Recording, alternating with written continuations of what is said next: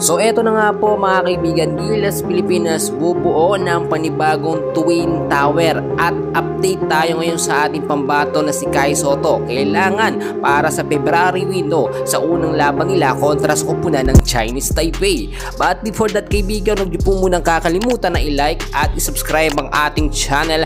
Maraming salamat po. Well mga kaibigan, unahin na muna natin ngayon ang ginagawa nga pong Plan B. Ito nga pong si Coach Tim Con para sa ating kupunan na Gilas Pilipinas sa February window. Kung titingnan ho ninyo, so far pulido na, okay na ang lineup po ng Gilas Pilipinas, which is kung titingnan natin available dyan si Japet Aguilar, Mason Amos, Justin Brownlee, Eji Edu, Junmar Fajardo, Ange Kwame, Jamie Malonzo, Chris Newsam, Calvin Abdana, CJ Perez, Kevin Kembao, Dwight Ramos, Kai Sotto, no? Nasa lineup pa rin ho pero meron tayong update dyan, at si Carl Tamayo at si Scotty Thompson. Ang sinasabi ko mga kaibigan, unahin na muna natin ang ating pambato na si Kai Sotto dahil nga po nasa ACL injury nga po ni Kai Sotto mga kaibigan, at eto posibleng tumagal ng 6 months hanggang 1 year mga kaibigan. Malaki ang posibilidad na hindi po siya makasama o makapaglaro mga kaibigan.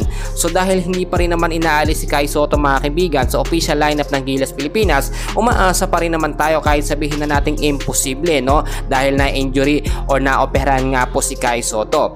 Pero ang Plan B po ni Coach Tim Con ay magiging effective dahil nga po gugustuhin natin o talagang ang magiging sistema ni Coach Tim Con ay Twin Tower mga kaibigan sa starting 5 lineup, no, ng Gilas Pilipinas, which is si Junmar nga po at si Kai Sotto. Mapapalitan ho yan ngayon. Tinalakay ko na ng nakaraan na si Japet Aguilar posibleng pumalit nga po, no, sa posisyon ni Kai Sotto, which is Twin Tower yan na posibleng mangyari, no, si Japet at si Junmar Fajardo. Pero meron pang isa mga kaibigan, si Ange Kwame po mga kaibigan, posible din niyang gawing pang sentro mga kaibigan or pang Twin Tower pamaris nga po dito kay Junmar Fajardo.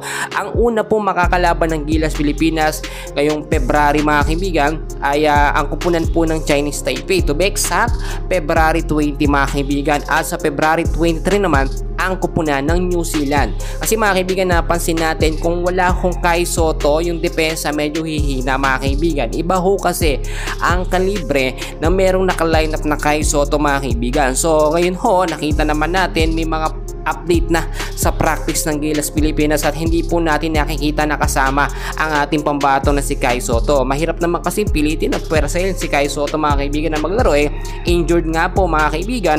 So ngayon, ang sistema ni Coach Tim Con mag-adjust kung sino po yung mga player na available or magiging available nga po sa Gilas Pilipinas. Kahit sabihin natin na si Kai Sotto lamang yung hindi or posibleng hindi makapaglaro, posible pong mabago yun mga kaibigan. Marami pang pwedeng mangyayari. So for yan muna ang update natin. Please huwag kakalimutan mag-like and subscribe. Maraming salamat po.